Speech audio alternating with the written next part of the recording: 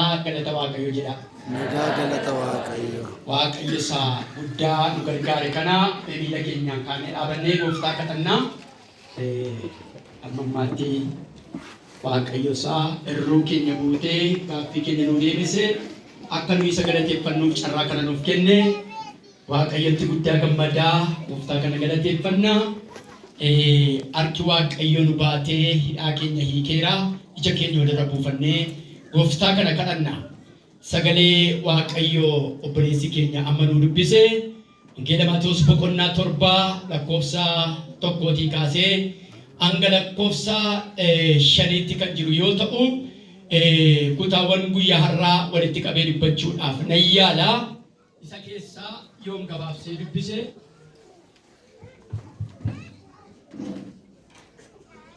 Yesus Waaqayyo akka isinitti hin farannetti isinis namatti hin faradinaa. Firdiidhuma isin namatti faraddaniin isinittis hin faradama. Qodaa safaraa isin namaaf itti safartaniin isiniif hin safarama. Maaliif huuba ija obboleessa kee keessa jiru ilaaltaa? Utubaa ija obboleessa kee keessa utubaa isa ija kee keessa jiru hin hubattuu? Yookiis akkamittis obboleessa keetiin lakki huuba ija kee keessaa siifan baasa jettaree kunoo utubaan ija kee keessa jira. Ati of hin argine nana duraan dursitee utubaa ija obboleessa kee ija ofii kee keessaa baasi. Isa booddee huuba ija obboleessa kee keessa jiru hubattee baasuu dandeessaa jedha. Kutaan guyyaa har'aa kutaa ittiin Waaqayyoon keessatti of ilaallee Waaqayyoon kadhannu waan ta'eef mee mataa keenya gaddeeffannee harka keenya Waaqayyotti qabnee gooftaa kana kadhannaa. Waaqayyotu akka nuti of agarruuf dubbii isaatiin jireenya keenya qaqqabachuu barbaada. Guyyoonni darban baay'een turaniiru. Waaqayyo biiftuu jireenyaa hunda keenyaatiif bane aangoowwan seexanaa jireenya keenya balleessuudhaaf qophaa'an hunduma isaa nu baraaree hidhaa keenya hiikee gaaffii keenya deebisee nama yeroo kanaa nu godhee mee namni gammachuudhaan lafa kana jiru guyyaa lakkaa'atee Waaqayyo hidhaa isaa hiikee lafa kana jiru hililleedhaan harka isaa walitti reebee gooftaa Yesuusin galateeffata. Dabalaa galateeffadha hililleedhaan Waaqayyoon galateeffadha. Haalleluuyaa. Duumessa ulfinaan naannoo keenya marsitee soqossaan faana kee lafa kana jira. Aangoowwan seexanaa cabsitee miilla keenya tulluu galataarra dhaabdeetta. Hin badun babbadu nuun jennaan orre akka baay'annuuf qaccee keenya dabalteetta. Awwaala keenya kan eegan dirree ulfinaa irratti nu eeganiiru. Badiisa keenya kan eegan dabarree akka jiraannu nu arganiiru. Jirra ganaa daballee sin jira hannaa. Addunyaa nuuf afeertee ganaa miilli keenya adeemutu jira. Mana dhaloota kanaa keessa ililleet wal qabee wal qabaa jira. Jabbiin galataa godha dhaloota kanaa keessaa utaalaa jira. Hafuurri qulqulluun mana dhalootaa kana keessa adeemsa jalqabaa jirra. Jirra iddoo galataa. Jirra iddoo hilillee. Jirra iddoo faarfannaa. Jirra iddoo moo'ichaa. Hajedhu sabni Israa'el utuu Waaqayyo isaa wajjin hin taane ta'e silaa diinni isaa fayyaatti isa liqimsa ture. Hamma garuu Waaqayyo nu gargaareera hirra hamneerra jedhamee caafamee jira. Hamneerra balaa honaan isaa sanarraa. Hamneerra dhagaa darbatamu sanarraa. Eeyyee tabaadha hamee jedha guddisaati. Yesuus galanni siif haa ta'u. Salphinaaf eegamuutu dabalee ulfina qaba. Du'aaf eegamuutu qacceen jireenyaa dabalameeraafi. Dukkanni nu dararuudhaaf qophaa'e hunduu ifa ganamaa ta'eera. Arfiin du'aaf nu waraanuuf qophaa'e doomeera. Waa'ee obboleettiin ala ishee irratti hafte kanaaf galanni siif haa ta'u. Waa'ee obboleessa mana isaa irratti hafe kanaaf galanni siif haa ta'u. Waa'ee dargaggeessa bineensi guyyaa hin nyaanne haalleluuyaa. Yesuus galanni siif haa ta'u. Mee harka keessa mirgaa ol kaasaati ani jira jedhame. Caagodhee siniinan kadhadha gara booddeetti namoota baay'eedhaaf fi haaraa hin ba'a. Si qaba harki mismaarii dadhabe tokko ganama kana. Du'aa kee kaasee jiraachisa harki Waaqayyoo ganama kana. Utuu ifuu siif fagee kee illee tuquuta. Nan dubbadha aboo Yesuus naa kennee seexanni gidduu kana hin taa'u. Hafuurri dukkanaa gidduu kana hin taa'u. Ni jireenyaa si keessaa haasa'uu jalqaba.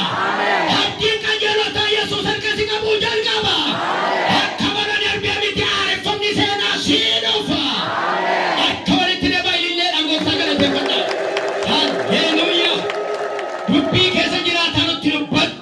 Maqaa isa deebi'ee dhufu Yesuus gooftaan ameen. Nooraa deebi'aa ta'a. Gooftaa keenya Yesuus Kiristoosiin kan jaallatamtan hundumtuu nagaaf araarri Waaqayyo isiniif haa ta'u. Ameen. Baga jiraattan. Egaa akkuma dubbii dubbatanii turan Waaqayyo baay'ee nu gargaaree ji'a 3 fi isaa ol natti fakkaata waldaa maqaan Yesuus Galaan Basaqaa naannoo Qaallitti Dugda Duubaa hojii Waaqayyootiif na barbaadanii isa dursa garuu alootaan biyyaa dhufee waldaa kana keessatti waggaa 11 hojii Waaqayyoo hojjechaa ayyaana Waaqayyoo naa kennee simattanii akkan isinii hojjedhuu fi miila biyya kanatti ba'aaf lixatti baadiyyaa magaalaatti akkan deemuuf simannaa sinnaaf gootanidha. Mee hundumaa ofii keessaniifis Waaqayyoofis waa'ee koofis akka dhugutaa gooftaa galateeffadhaa. Egaa akkuma lubii jedhan kana booddanii keessummaa iddoo kanaadha. Waldaan koo waldaan maqaan Yesuus immoo luboonni maanguddoonni waldaa dhattutti nagaa nuu jedhanii nagaan isaanii isiniif haa ta'u. Nagaan isaanii isiniif haa ta'u. Eenyu namatu hin ta'in kan keenya isaaniif haa ta'u. Namaan shabeenii isiniif haa ta'u. Baay'ee dubbiin irraa barsiisisaa dheeraadha. Garuu akka caagolee isiniif kadhadhu afurri Waaqayyo keessa koo waan ka'uufi booddee irraanfachuu hin danda'a. Garuu ergaa moon irraanfatanii addunyaa dukkanaa keessa bu'aa bahii baay'ee keessa dabartanii addana kan geessan barri 2018 bara galataan jalqabu isinii ta'a. Waaqayyotu immoo kana godha. Kutaa irraa kana keessaa iddoon walii wajjin ilaallu Ermiyaas 4:23 kaasee Efesoon ergaa Phaawulos barreesse Efesoon akkuma kana ergaa sana keessatti gaafa fudhatanii ilaaltan boqonnaa 4 keessatti gaafa fudhatanii ilaaltanii yeroo itti Waaqayyo kutaawwan sadan kana keessatti imeejii gurguddaa 3 qabu argina. Inni Ermiyaas boqonnaa 3 keessaa ejjennoo Waaqayyo waan ka'e dhiisuudhaaf booddee hin deebine argitu. Inni Efesoon keessaa jireenya haaraa egaa si'achi fuula duratti waan ta'uun isinii malu akka jiraattan jedhee qajeelfama kenna. Inni Maatewos boqonnaa 7 kaasee immoo wanta dhaloonni gochuun irraa malu wangeelli Maatewos gaafa dubbatutti argina. Maatewos kun Maatewos eenyudha isa jedhuu fi akkuma caafata qulqullaa'aa keessatti barri kun bara Maatewos waan ta'eef lallabdoonni waa'ee Maatewosiin ni dubbatu. Yeroo hundaa ni dubbatu waan ta'eef amma baay'inaan isarratti xiyyeeffadhu. Maatewos garuu gabaabaatti waa kaasuu ani barbaadu nama qaraxxuu ture hojii wangeelaatiif carraa waamichaa isa qaqqabee waa'ee Yesuus Kiristoosiin immoo fuul istiriit diffaayin godhee lafa kaa'edha. Maatewos waa'ee gooftaa keenya Yesuus Kiristoos karaa Maariyaam inni dhufee dhalate dhaloota 28 erga kaa'ee booddee dhufee Maariyaam irratti quba qabeeti achi keessaa Yesuus dhufee akka argameeti kaasa. Boqonnaa 28 qaba. Lakkoofsa 1,071 of keessaa qaba. Jechoota 18,345 of keessaa qaba. Waa'ee Yesuusiin immoo hidda dhaloota isaatii kaasee hanga inni deebi'ee dhufuutti of keessaa kaasa. Kutaa keenya irratti gaafa deebinu garuu Maatewos boqonnaa 7 kaafnee gaafa dhannee ilaallu wantoota gurguddaa 4 maqaadha. Kutaa kana keessatti wantoota gurguddaa 4 maqaadha. Wanti inni maqaa dhahu keessaa inni jalqaba qoodaa safaraa jedha, huuba jedha, of hin arginee nana'edha. Waan kana aasa.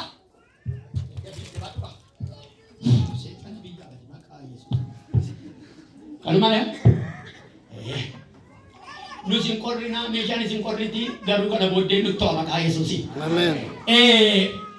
Kutaa kana keessatti kamtu ejjennoo nuu ta'a irraa barachuuf kamtu ka'umsa nuu taasa jedhuufi baay'ee sa'i amantoota waldaa kiristaanaa keessaa wajjin kan wal ilaallatu. Kutaa kana gaafa xiyyeeffatanii ilaaltan wajjin walitti dhufoo jettan adeemsa fi'uu barsiisota seeraaf fariisota xiyyeeffannaa isaan qabanii fi seerarra iddoo olaanaa godhatanii waa'een dhala namaa badiin dhala namaa yookiis dogongorri dhala namaa mata duree dubbii yeroo isaaniif ta'e argina. Kanarraa mata duree maaltu nuu taasa jedhuufi jireenya xiyyeeffannaa jireenya dhuunfaa ofii yookiis akkasii galutti jireenya dhuunfaa ofii irratti xiyyeeffachuun waa'ee namaa miti waa'ee kelee miti Waaqayyoos jireenya dhuunfaa namaatiif ilma isaa Yesuus Kiristoosiin erge. Kutaa kana gaafa fudhatanii ilaaltan waa'ee firdii ijoowwan gurguddaa sadii dubbata. Isaan keessaa inni jalqabaa qodaa safaraa jedha. Qodaa safaraa itti isin namaaf safartaniin isiniifis in safarama. Waan ittiin isin namaaf qopheessitaniifis kuntaala xiqqoo ta'uu, amsaa ta'uu, matoo ta'uu, daarzanaa guutuu waanuma ittiin namaa safartaniin isiniif safarama. Kanaaf namatti maal hin ta'inaa? In faradina. Firdiima isin namatti faraddaniin isinitti faradama jedha. Qodaa safaraa jechuun maal jechuudha? Kuufama jecha ba'aa ulfaataa ofirraa fuudhanii gara nama biraa tokko irra kaa'utti hiikama. Gaggabaabseen jechoota seeshinii fiiguudhaaf gaafa deemu kuufama jechaa fi ba'aa ulfaataa ofirraa fuudhanii gara nama biraa irra kaa'utti hiikama. Inni kan biraan huuba jedha kutaa kana keessa. Huubi iddoo qabnu nu biratti mana keenya keessaa kan gadi arruuba yookiis afaan biraatiin kosiisa jennuudha. Iddoo garaagaraatii kan gadi baafnu huuba yookiis kosiisa jennuudha. Akkas jedha ati yana mana huuba ija obboleessa kee jirutti immoo quba qabda. Si keessa garuu maaltu jira? Utubaatu jira. Kutaa kana gaafa gara biraa hin tammaanidha. Utubaa buqqisanii huuba qeequu danda'uudha jechuudha. Utubaa jechuun inni caalmaa cubbuu isa caalu safara firdiitti dhiyaatee kan jiru. Si kan obboleessa keetiatti mata duree godhattee ittiin bullooftu garuu huuba. Huuba fudhadhaa ilaalaa, utubaa fudhadhaa ilaalaa. Mana biyya kanaaf utubaa saba dhaa namaan galu malee mana isa biyyaatti nu gaafa laaltan utubaa isaa beekama. Utubaan isaa beekamaadha. Walakkaa madhaabata gamanatti utubaa irratti jiraachuun mana utubaa irratti hundaa. Inni inni biyya kana garuu xiqqii waan dhaabatee badaa namaan galu. Sanas ta'e sana akka afaan magaalaatti immoo koorneerii irra kan jiru pooliiwwan ciccimaa inni jiru taanaan manni kun waaqayyo akkasii godhin malee amma utubaan qe'ee kanaaf ayyaan sana gamititee ilma kufaa nu wajjin banne. Tunuu jiruun kufuun malee nuun kufuun malee utubaan murteessaadha. Ankee utubaa isa cimaadha. Kana xiqqeessu garuu huuba. Kanaaf huuba jedha. Huubi maayini yakka ofii yookiin yakka ofii qaban ishee guddaa iddoo olaanaa qabu laga firdiitti nama dhiyeessu akka waan jantaan taanetti cubbuun taanetti ilaalanii huuba wanta muraasatti immoo cubbuu tuffatamaaf lakkoofsa kiloogiraamii hin guunne safara hin guunne ajandaa godhachuu jechuudha. Inni kan biraanii of hin argine nanayidha. Dhaggeeffadhaa ishee kana. Of hin argine nanayidha. Arrabsoo fakkaata baay'ee kutaan kun macaafuma wanti godhan hin jiru. Efesoon kanas lallabuu barbaadeen jireenya haaraa jiraachuu isa jedhudha. Akka tiyooloojikaalitti immoo lallabaan gobosiin waa'ee macaafa qulqulluu interpreet godhuudha. Kutaawwan macaafa qulqulluu keessa wangeela irratti xiyyeeffachuu qabaa. Horiifuu qabadhaa lallabduun. Maaliif jennaan ani maqaan Yesuus baay'ee isa kanan jaalladhu tajaajilaan kichooma kaneessa toora galee akka fuudhee keessaa luqqisee hin ceesa sin jedha waaqayyo kan jenneefi gaayidii si godha. Amma Maatewos kana lallabuu sana qore. Utubaa ho'eedha, firdii ho'eedha, namuu firdii ameen hin jedhu maal jennaan egaa jireenya ofiif xiyyeeffatanii keessa. Waa'ee namaa dhiiftanii ofiif galtu har'a waan ta'eef Efesoon keessatti immoo baay'ee dinqiin jireenya haaraa jiraachuu manni siif haareffameera, alli siif haareffameera, haadhaadhaan galtaa qaba, rivaayivarii nu godha. Inni kun immoo akka kana hin taaneefidha gara dhumaatti isa nannaqa. Of hin argine jechuun inni waan keessa jiran dadhabbii, waan keessa jiran cubbuu, waan keessa jiran gadaantummaa hundumaa dhiisanii waa'ee nama biraatti quba qabu. Guyyaa tokko jedhama macaafa miti seenaadhuma oduudha. Nama lamatu wal qeeqa jechaan jedhama. Inni tokko ijatu akka barbareetti diimata. Ija isaa baay'ee diimata. Inni tokko immoo afaan isaa jallaa yookiis immoo iji isaa jallaa. Namichi inni jallaa taasisaan gashu. Namichi inni iji isaa diimatus taasisaan gashu. Walitti dhufanii namichi inni afaan jallaa suni nagaan siif haa ta'u yaa'e ameen siifis haa ta'u arra barbareen gabaadhaa meeqaan oole. Maaliin jedhaa ajjirtu mini maaliin jedhaa ija namichaa diimata waan ta'eef barbareen maaloodha. Ija namichaa jennaan namicha akkatti jedhamaan waan beekeefi kopbayyaa hidhii jallaatti lama shan jedhanii jarri walii gashaanti Amma maayini namichi miidhama qabu sun miidhama takkan biraa hin beeku. Sanuma sadii egaa kan koo harka ol qabu waan ta'eef ammammaatti Waaqayyoon gargaaree irraa hin deemne nama simbirri jiru harka naa qabaatiin kan kee fixadhu kan namaa sin gashuudha.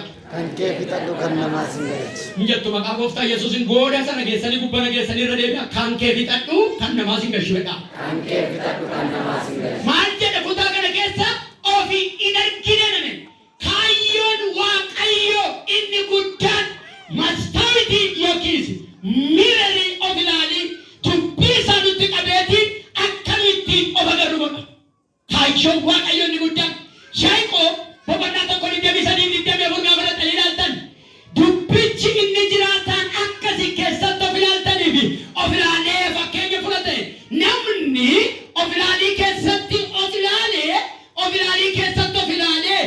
identiitii isaa immoo deebi'ee maal akka ta'e ni dagata. Dubbiin Waaqayyoo inni sin dhageessan kun garuu akkasiin jiraataniif akkasiin yeroo hundaa of ilaaltan isin gargaara jedha. Of ilaallee of arginee jennaan jabaan ilaalee dhaggeeffadhamee shagan. Of arginee jennaan jabaan akka keenyaas hin jiru. Of agarree jennaan dadhabaan akka keenyaas hin jiru. Namni mataa fayyeessi yookiin namni mataansaa fayyaa ta'e dadhabaa akka ta'e baree jabummaaf kanaa barbaada. Harka kee ol qabee ergaa sii qaba. Waaqayyo akkasiin jedhaa jira. Halbuudha dhokkataa si keessa awwaalamee jiru har'uman banee bakkeetti sii baasa jedha. Ammas akkuma isinii fakkeenya ta'uttan isinii kaasa biyya tokko waldaa kanatti yeroo lamaa sadan tokko kaaseera baay'inaan qabii roobii kaase waan ta'eef isi sanbata kana gaafa isin waan ta'eef yoo isinii kaase xuruura isinii baaraadha waan ta'eef. Biyya miira of ilaaliin hin jirre tokkotu ture. Abbaan manaa fuudhee ka'ee of ilaalii kana bitate maaliif akka inni haadha manaa dhoksee hin beeku. Namichi isa sin jiru waan ta'eef isinitti dhibu. Bitatee nama dhaqeetii iddoo ganama ilaallatee deemu ka'ata. Haati manaa nama laatti elmette ilaallatee maqaqqaragatee ba'ee deemu. Utuma shakkituu ilaaltu gaaf tokko irraanfatee lafa mul'ataa kaa'ee sokke. Gaafa lafa mul'ataa kaa'ee sokku maaluma laalee gideema abbaan manaa koo kunii etteetti gaafa laaltu dubartii bareeddu takkaa hin argine tokko argite. Ofiishi. Eewwan jedhu. Ofiishi. Isheen hachi mastaayitii lafatti rukuttee qe'ee goolte. Ana hanna jaallatan se'e abbaan manaa koo dubartii bareedduu tokkotii wajjiniiniti hariiroo jalqabeetteetiin haadha gurbaa wajjin girrigirrii kaasan. Tasgabbaa yarraa mataa si nagaa miti jette jaartii. Durba mana akkasii qabu amma erga gaa'ila godhate miti jennaan isin immoo nama dhageessanii aanne nama dhageessan mee kottaa laalaa ittiin fuudhee jaartiitti mastaayitii laatti. Gaafa fuudhanii jaartiin ilaalanii jaartii mataa harrii ilkaan irra hin jirre mastaayitiin itti agarsiisi. Amma jaartiin sina sitti beera siinarra mataan si nagaa miti. Siishee bareedduu kana fakkaatu dhiisee jaartii mataa harrii ilkaan itti hin jirre jaallataa nagaa miti. Jarri lama maal hin beekan? Ofin beekan. Ofin beekne, ofin agarre. Wangeelli jireenya ofii keessatti agarsiisa. Beeka kee ol kaasee ergaa sii qaba. Barri dhufu bara halbuun si keessaa bakkeetti mul'atu haa ta'u. Inni bulchuudhaaf dhalatte bulaa hin jiraatin bulchuudhaaf aboo siif haa kennamu. Beeka keessa mirgaa ol kaasaa namoota gargaaramtantu jiru. Waaqayyo himati beektee nagarree kana booddee sitti haa agarsiisu. Sumaa sitti agarsiisee gammachuu mana kee agarsiisuun jedhu. Akka keessa mirgaa ol kaasaatti anatu yaadatama jedhame. Lallaba gadaantummaa diinni barootaaf sirratti haasa'e fashaleesseen kaayyoo wixinee ganamaa galma ga'iinsaatiif hojjedha jedha Waaqayyo. Namoota qorrabaa naayillee kana lama sadi. Galataa godhaa garuu qorrabaa suufi godhinaati. Kaayyoon barnoota kana maali? Kaayyoon amma dubbachaa jiru xiyyeeffannaa eenyummaa keenya irratti hojjechuu isa jedhuufi kaayyoon barnoota kanaa maali isa jedhuufi eenyummaa keenya isa sirrii barbaannee akka argannudha Waaqayyo kan nutti dubbatu. Karaa faarfannaa, karaa lallabaa, karaa kadhataa wanti instituushinii yookiin dhaabbata Waaqayyo biyya lafaa kana keessa kaa'e waldaa kiristaanaa ishee jedhamtu kana gaafa kaa'u sermonowwan gaggeeffaman sagantaa dura bu'aan faarfattoonni kwaarii horshipoonni yookiis immoo protestaantoonni kan isaan ittiin jedhan hundumtuu maayini akkamitti ittiin of agarru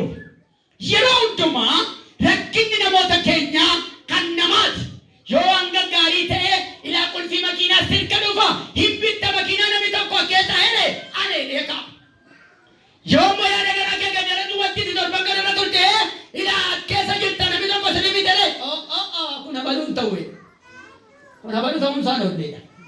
Lamaan isaanii ta'uun isaa lolle. Achi adeemina. Akkamitti jireenya dhuunfaa keenya irratti xiyyeeffannaa? Tokko dadhabbii ofii baranii ofirratti murteessu.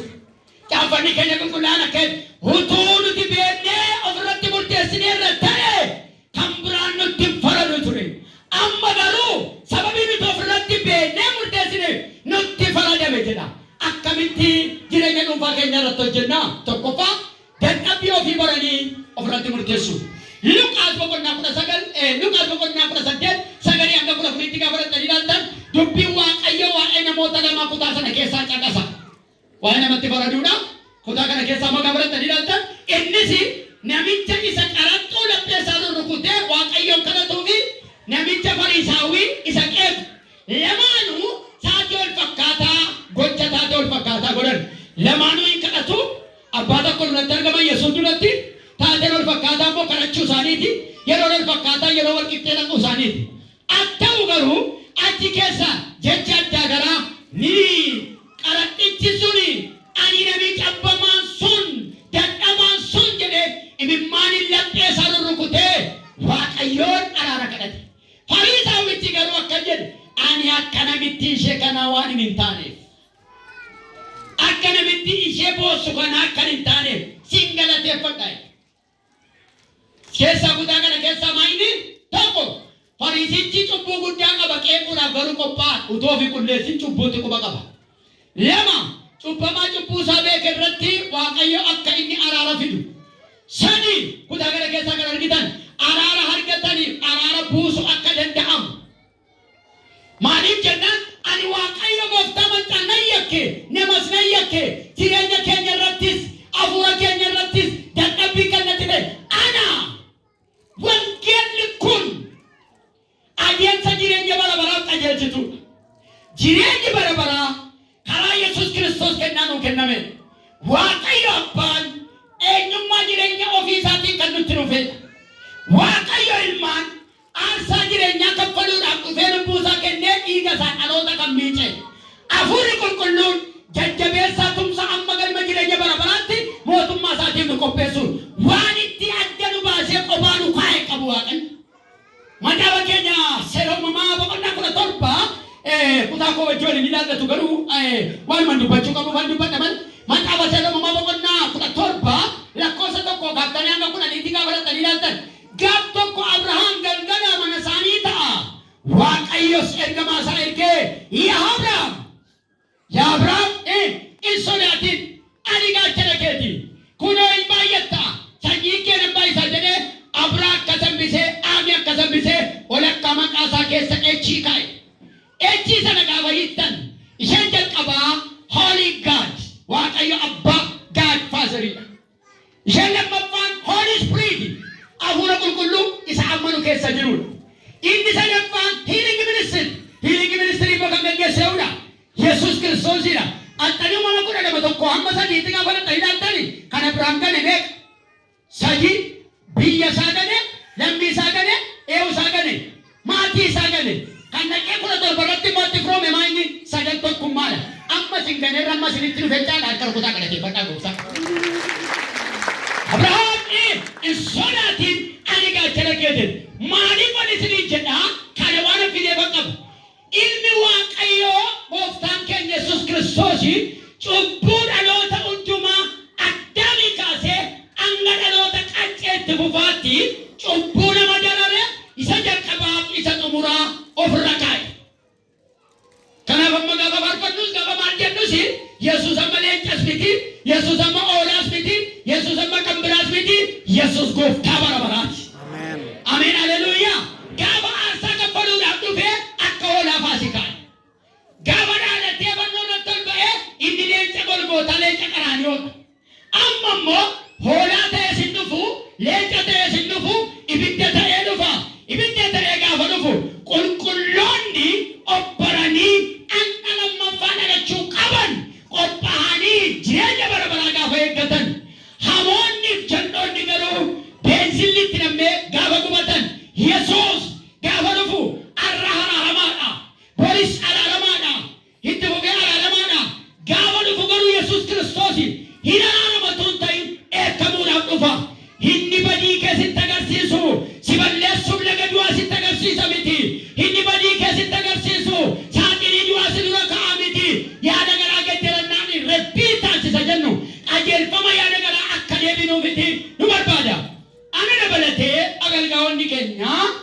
waltajjii irratti wantoota gurguddaa sadii daganne irra jaarraa kana.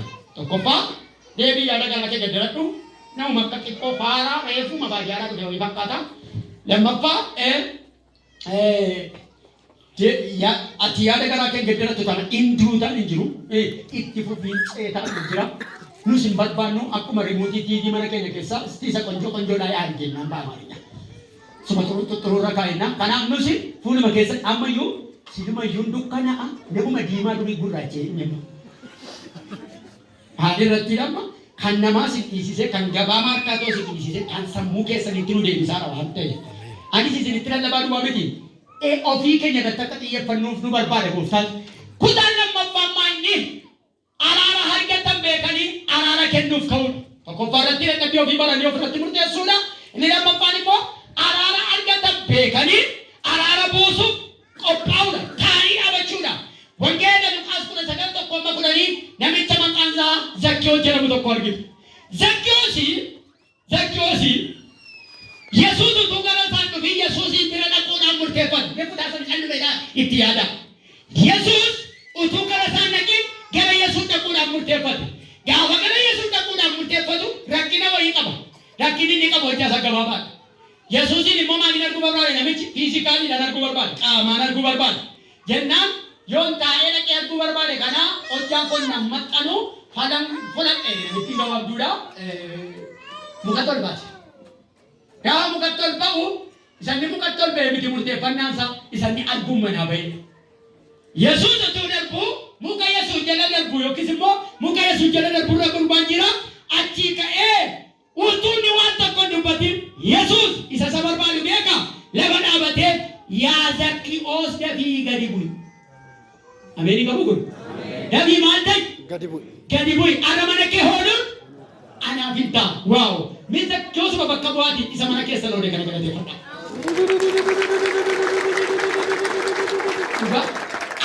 Nungan malee isuma dhugaan isinitti hima. Amma tumme bulchitoonni biyya keenya warrumti Oromiyaa bushan warrumti Itoophiyaa bushan arra mana keenya olaa gaafa nu jennu hin dhuftu adda.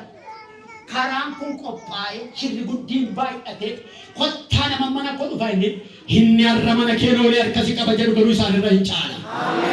Hamma turuma kumatee keessaa heloo edheetiin heewwati edhee maka terafan Ingiliffaatiin isa ta'u Oromiffaan isa ta'u ana Tiraampiin jedhama pirezidaantii biyya Ameerikaadha mana keenya olaarraa ummatu leettam maqaa gooftaa Yesuus iddoo gongortanii bilbilan hin jennu hin fakkaatu ba isinittan hima ulaagaa utuun guutiin dadhabaa keenya kan lafaa kaase Yesuus inni anaaf mee Yesuus lallaba koo duwwaa mitiya buddeena koo duwwaa mitiya jireenya kooti haleluuyaa isa dunaa wajjin oola mataa baduun addunyaa kanaa yeroo hundumaa maanni waan isa gadhiisee adeemu michuu godhate Yesuusin immoo booddee sitti deebi'uun kun ooluu jedhe mee baay'ee isaa kanarra turu yeroo Yesuus Kiristoos mana Zakkiyoosiin naqu waliin dubbii gurguddaa sadii jira.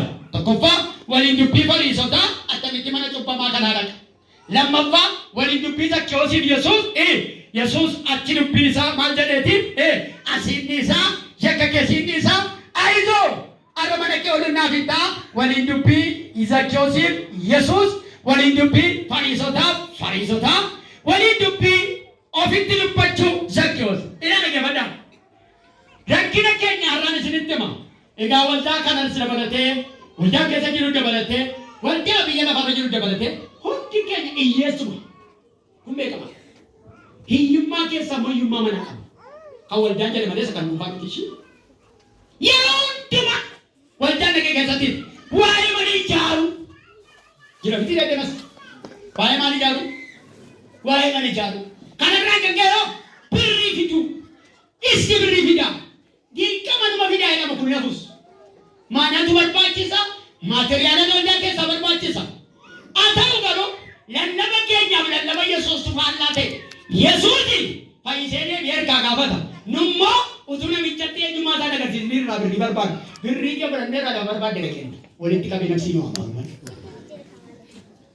ilaa isa arganne irraa kurnoo kee baay'iftee laattaa kennaa jaalalaa kee miliyoonaan laattaa kan akka keetiin jiru ati bareedaadha jenna nu dura birrii isaa barbaadna Nudura namummaa isaa utuu daa'imaa isaa barbaadna qarsiisa abbaa baluu qarshii amma kana arjoomaniiru. Namicha laphee isaan arjoomne birrii isaan barbaadu akka kooti. Namicha identiitiin isaa Yesuusiin hin ibsine baay'inni birrii isaa naaf dinqii miti. Hedduu birrii baay'ee mun kenninaa miti gaa bara si'anaa dargu malee yaadu waan ta'eef isin qajeelota darga yaadda qajeelamatti yaadu waaqa osii gargaara. Waan jettoo isin hin dhaqe warri waliin dubbii fariisotaa attamitti mana cubbamaa kanaa dhaqaa. Hojii kana ta'uu jechuun maal oola? Afaan Oromoo isaa sammaati. Gibira. Gibira isa gibira sassaabuu dhahi. Iti akkasuma. Amma kana keessa waan dhibaare.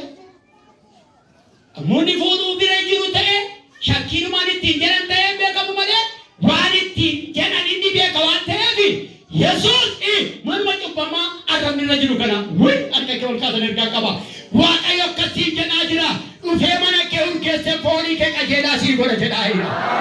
Waan namni siin jedhu dhiisan nagadaa addunyaa kanaa keessaa baay'atu. Isa Yesuus siin jedhee fayyadu. Inni gaawwannaaf karaatti ba'e Yesuus oolmaa jireenyaatiin mana isaa dhaqe.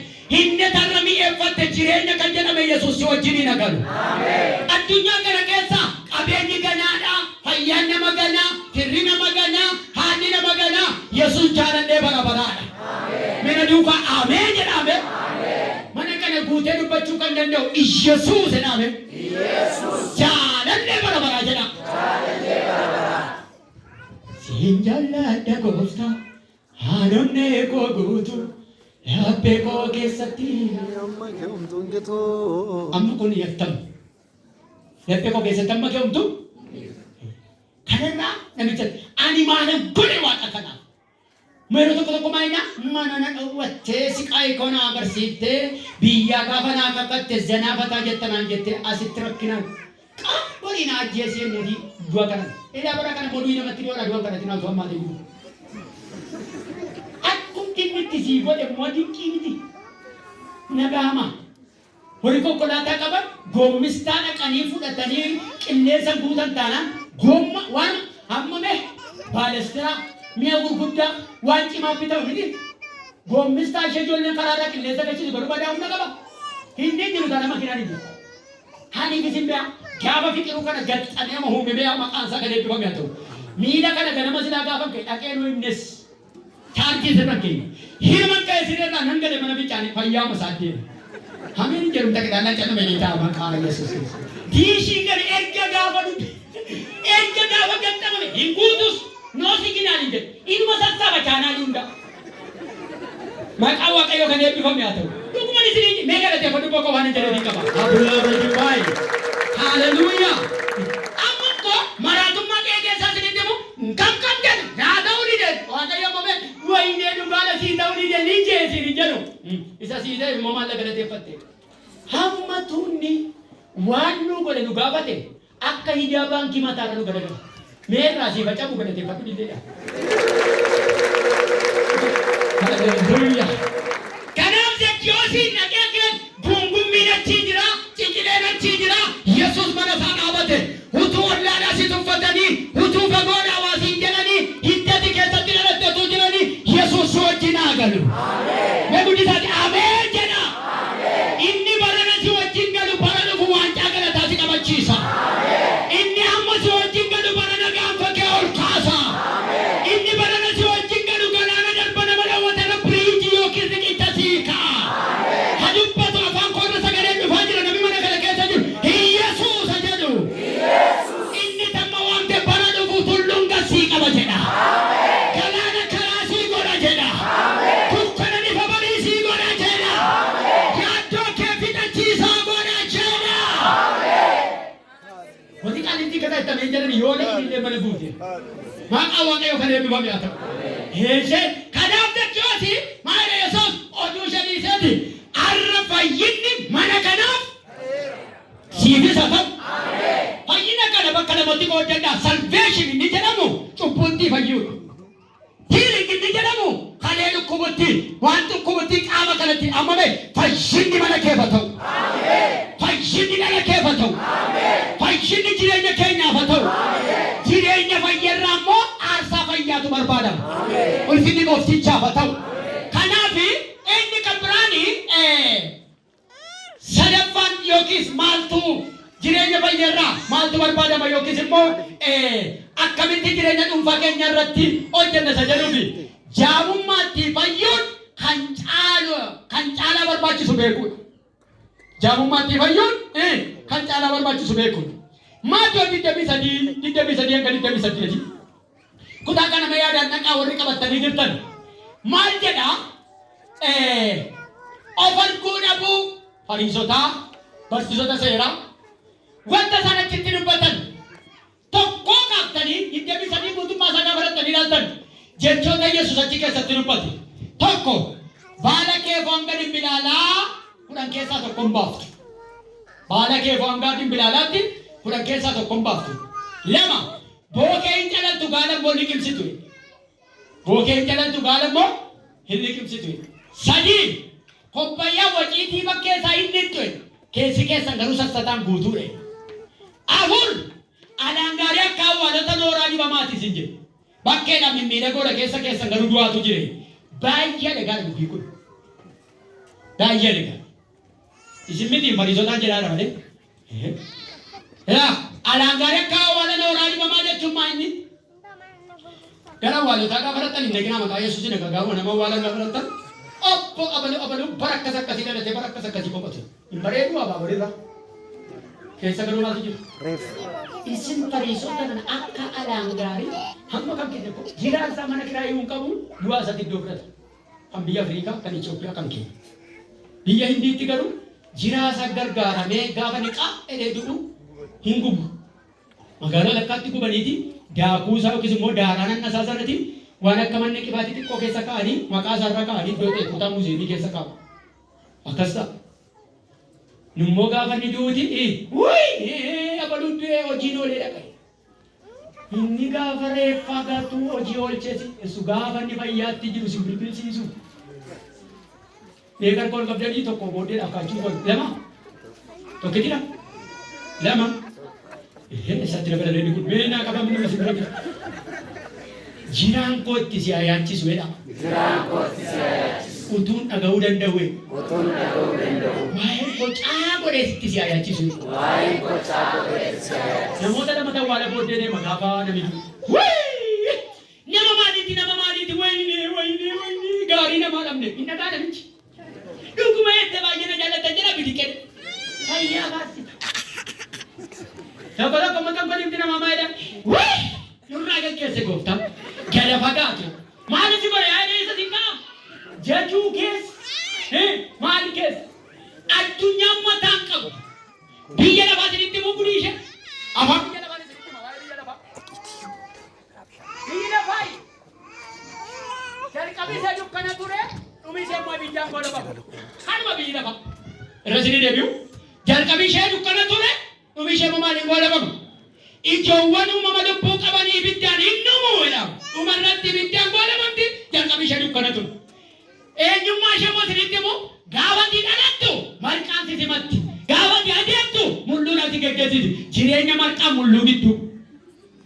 Biyyuma lafaati akkas. Gaafa mucaan dhalatu maaltu ta'a? Tibeettu waan ta'eef jedhaa kamal. Baleettii keenya da'uu jedhama. Gara naannoon itti dhaladhetti ji'a tokko oliin qophaa'a. Shaameta jedhama qophaa. Hachiidha. Isheen deesse sabbaan manaas sabbaan mucaas hundumtuu isa dhugeeti. Jijjiimatee kana yaa marqaadhaan nama simatti. Gaafa duroo mullu jireenya mullu marqaa gidduu. Kana gidduutti ol fida namni. Kana gidduutti ol fida. Kanaaf isin warri Fariisotaa bookee liqimsitu. Bookee hin calaltu gaala liqimsitu. Bookee liqimsitu jechuun maali? Bookeen uumama xiqqaa itti afuraan duutu.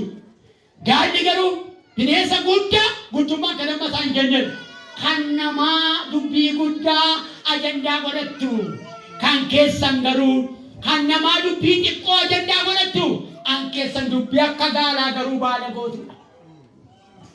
Alaangaarii akka awwaala mana gabaamaanni keessatti du'oodha. Kana jechuun jira beektu afaan macaafaatiin afuuratti du'oodha.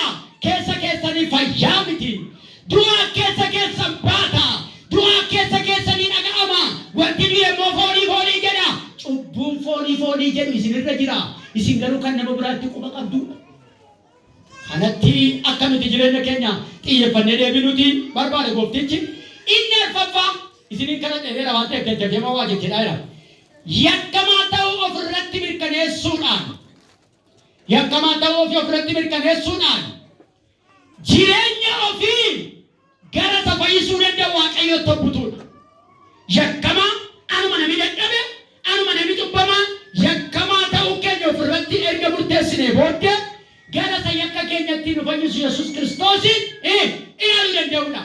Faarsaa 51 hanga 5tti gaafa fudhatanii ilaaltan kan biraanii tokkoffaa Qorontos 11:31 gaafa fudhatanii ilaaltan anis yakkaa ta'ee galadhe ati koona deesse yakkamtuudha anis iddoo yakkaatiin aladhe. Kutaa lamaan kana gidduutti wanti nuyi arginu yeroo nuti ofirratti murteessinu Waaqayyo nutti murteessu. Yeroo nuti ofirratti murteessinu Waaqayyo nutti murteessu. Inni lammaffaan qoodama kutaa kanaa keessaa dubbii Waaqayyo isa haaressuu danda'u ofirratti moosisuudha. Shaakalli guddina kiristaanummaa identiitii isaatiin yookiin eenyummaa isaatiin hangafa isa ta'e dubbii Waaqayyo giddu galeessa godhachuun dirqama isaati. Waaqayyos kana namarraa barbaada. Shaakalli eenyummaa keenya inni sirri dubbii Waaqayyo giddu galeessa godhame anaaf dubbatame. Deebiin anaaf dubbatame. Namatti murteessiniin anaaf dubbatame. Qe'ee kanatti waan hanqaasinatti fakkaata. Namoonni nama amanattanii balaa hamaa keessa jirtu dhiisa. Baabbaan keenya osoo amanannu yoo na dadhabeema jira kaan immoo gara gooftaa dhaqeera. Ana gadamaan isaanii gooftaatti ergeeman dhiise dhaqanii gara gooftaa waan ta'eef utuun gargaaruu danda'u utuun maal jechuu danda'u gooftaa yeroo isaatti fudhate utuu godhanii jiru. Warri qabdan yoona asii yabaabba manni giraayinaan taphateera na gargaaree addunyaan darabeera harka wal itti tara. Habbaan nu dhalchee nu guddisee nu barsiisee nama nu godhe booddee irratti immoo akka nu isa gargaaru barbaada. Addunyaan akkas taateetu jirtu. Gooftaan gargaarsa barbaanne garuu ofii isaa nu dhaabate bara baraan mana keenya irra jira. Gooftaan gargaarsa isinii godhe kana yeroo hundumaa maal gochuutu isinirra jira? Ofii keessan guyyaa tokko jedhama kutaa baadiyyaatti kalee lamaantu hojjetaa wangeelaa tokko dhukkubsate keessa fi wangeelaa waliin isinii dhukkubin fayyaan isinii ta'u jennaan kalee lamaan miidhamee jaarsoliin baay'ee qoraman. Maal ammattan goonee tokko yaada bareedaa kaase hinde tokko yoo kalee arjoomeef hin danda'ama mi'e. Maataan si nagaa miti kalee arjoomaa maal si gashee jaarsolii keessaa arjoomnaan hin danda'amu. Dadhabamnaan immoo amantoota keessaa arjoomuu danda'a innaan ishii hin danda'ama rakkoo maalii qabateeran. Jaarsolii nuti wal lolanii ji'a tokko fixan. Achii booddee waa'ee kanaa nu biratti nafini amantootatti gadi buufnaa innaan jaarsi waldaa beeksisaaf ba'eeti. Akkuma isin beektan hojjetaa wangeelaa keenya abaluu kalee lamaan isaa dhukkubfatee du'uudhaaf jedha waan ta'eef nummoo akka maanguddootaatti yaadinuu ka'ee namni kalee lama qabu yoo tokko arjoomeef namni tokko kalee tokkoon jiraachuu hin danda'a waan ta'eef maal rakkoo qabaa mee maal jettu kana irratti nan tokko dafee koorneer irraa harka taasa. Waa'een kanaa baay'ee gaariidha. Waaqayyo isin eebbisu yaada kana fiduu keessaniif.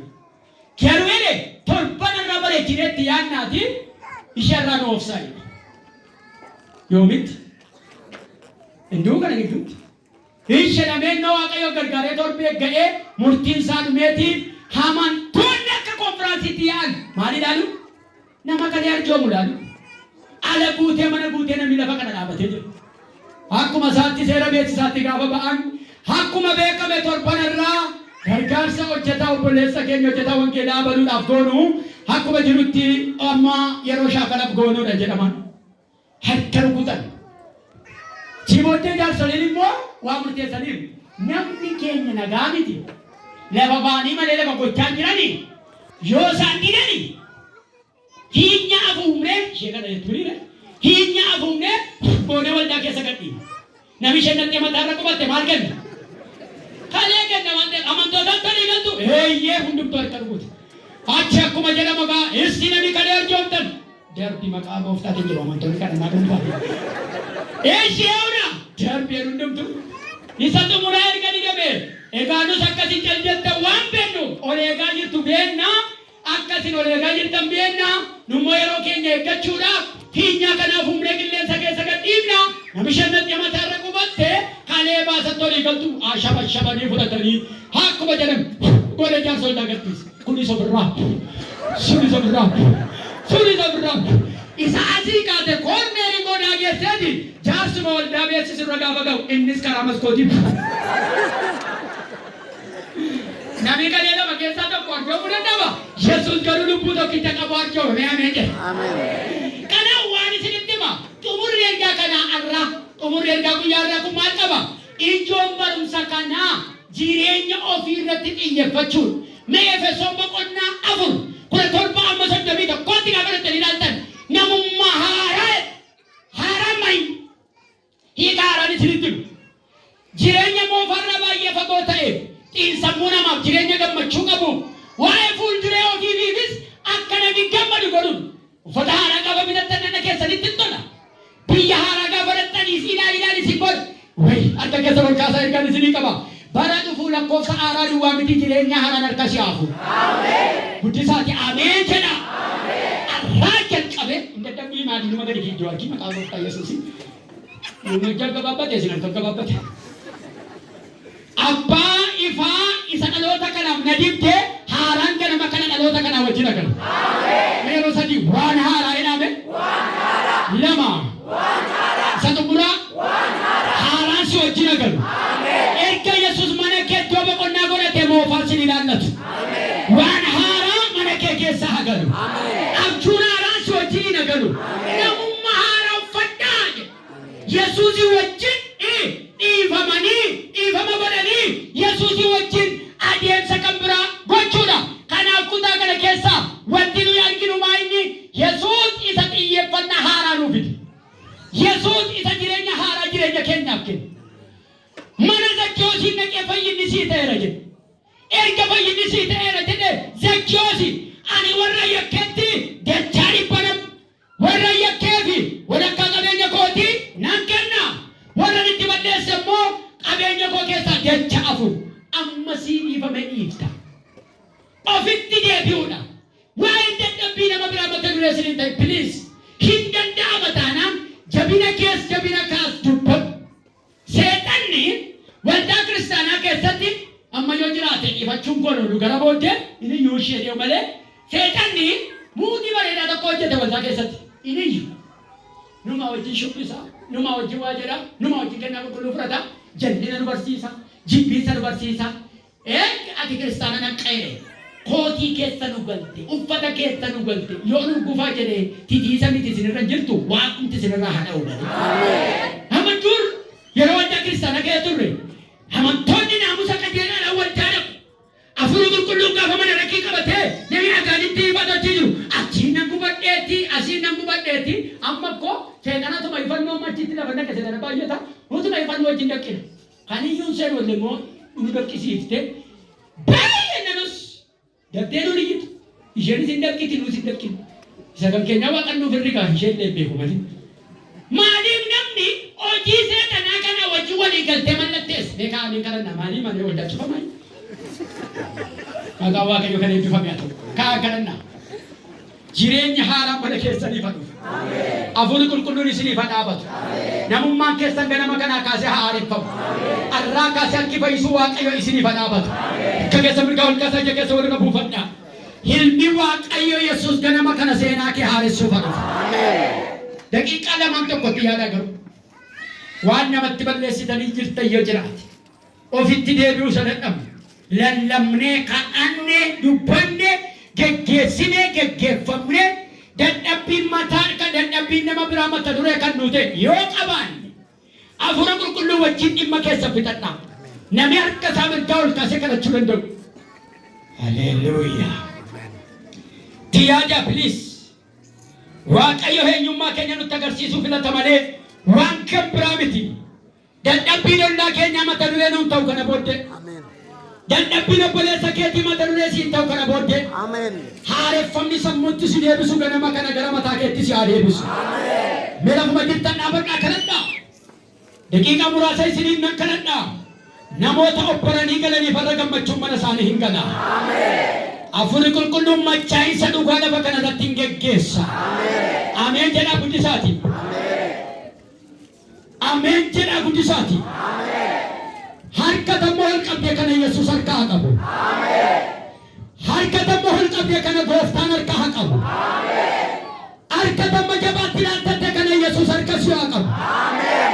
Walakkaa kana keessa kan jirtan arraa qabdanii harka qabaa hin argattu. Dukkanaa nafu ifi ganamaa sii dhufa. Nafu bariin ganamaa mana kee hin dhufa. Waan humna ofirratti jibbite arraa kaasee si duukaa hin galin. Rakkinna ofirratti jibbite. Ijummaan ofirratti jibbite. Gadaattummaan ofirratti jibbite. Dhayeera jireenya keerra. Dhayeera namummaa keerra. Si haaressu hafuurri qulqulluun. Si haaressu Waaqayyo Abbaan. Utuu jijjiiramtuu nama jijjiirame si haa taasisu Waaqayyo. Ofittuu namattuu ollaattuu gaaffii si haa godhu Waaqayyo. Haareffami nama nana. Jijjiirami nama nana. Sammuu kee dhiiga Yesuusin miiceera. Qalbii kee dhiiga Yesuusin baneera. Ajandaan haaraan tokko siif haa banamu. Qalbii maashida katirra haboo. Harka walii keessanii qabaa bitaa mirgatti. Namoota ganama kana harka qabaa godhatanii Waaqayyo gammachiisutu lafa kana jira. Waaqayyo bineensa dhoorbii riphee dhokatee nama ittuunaan dhaanaan jedha. Gaaffiin kee barootaa sii deebi'uu jalqaba. Abjuun kee barootaa sii raawwachuu jalqaba. Barbaadaa hin haftu sitti ba'a heebbi caalu. Barbaadaa hin haftu sitti ba'a nagaan caalu. Ofirraa fi namaaf heebba ta'i. Ofirraa fi namaaf qoricha ta'i. Qoricha harka kee keessa jiru ija kee banee sitti agarsiisa.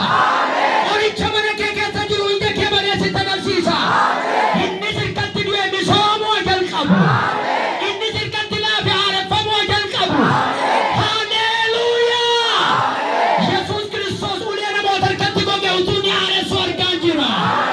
Harki dhaloota baay'ee fiixa ba'aan godha jechaa jira Waaqayyo.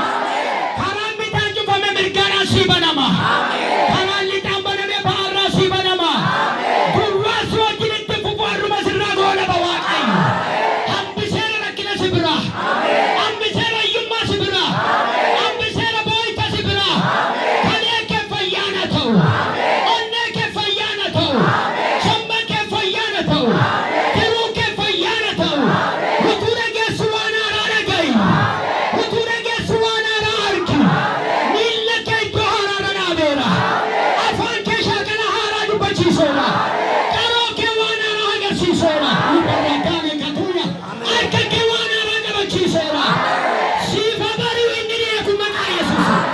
Siifa bari'u inni dhiyeeku maqaa Yesuus. Ila namoota yaadatamantu jiru. Haleluuyaa! Haleluuyaa! Dhiirota mashida laba gatia. Ergamaan tokko gidduu kana galeera. Gadda namoota baay'ee irra nan xumuranaan jala Waaqayyo. Nama mana lafa kana jiru amiina jedhu. Eenyu kan yaadatamu. Eenyu kan cufaan banamu. Eenyu kan dukkanni ifuuf. Guyyaan dhufu abjuu haaraa sii baatee dhufa. Seenaa namoota haareffamu argaa jira ameen jedha guddisaati. Akka kee irraa duuka tajjana seppaa. Weena hafuura gatii baay'ee. Karaa babbanamuun argaa jira. Karaa babbanamuun argaa jira. Waaqayyo dhaloota baay'eetti karaa haaraan bananaa jira. Karaa milkaa isaa sitti banama. Karaa hojii hafuuraa sitti banama. Tulluu biyya ormaatti tolee sii jedha. Alagaa sitti firooma. Fira seenaa kee urgeeffata. Ameen jirisiifa ta'u. Haleluuyaa! Yes! Sagaleen dhagaa. Waaqayyo waan itti himu. Walakkaa kana keessa nama seexanii dhiiga ishee namatti xureessee dhiiga isaa namatti xureesseetu jira. Dhiiga koo miiceen urgeessa naan jedha. Nama barbaadamutu jira namni tokko ameera jedhu. Meeshaan ijoollee isin hin dadhabsiisa. Yeroo sadii harka mirgaa ol kaasaati. Anatu barbaadama jedha. Jari namaniiti. Isa xumura. Haleluuyaa. Haleluuyaa. Misiraachoon haaraa si haa qaqqabu. Hidda katurra bagatia. Waaqayyo gidduu kana galeera. Namoota tulluun gadi jedhu argaa jira. Namoota riqicha haaraan isaaniif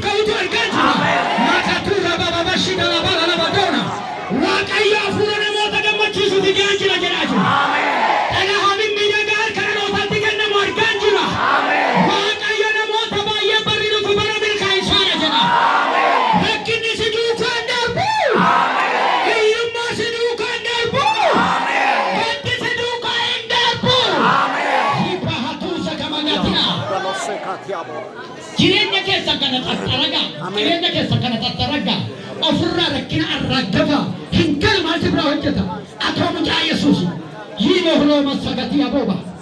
Haalleluuyaa. Waaqayyooti namoota 27 guyyaa irraa guyyaa isaanii godhe naan jedhe. Namoota 27 haalleluuyaa. Harka qabaa kan namaniif harka qabaa isaanii taanaan jedhe. Seenaa dukkanaa'ee qophaa jiru bifa haaraan ta'a jedhe. Nama siraa jeffata sitoo dinqisiifata. Suuraa namoota 27 utuu babbareedee miidhagee namni ilaalu argaa jira. Waaqayyo dhiiga kombara moo'icha nama fiduu kan qabanaan jira.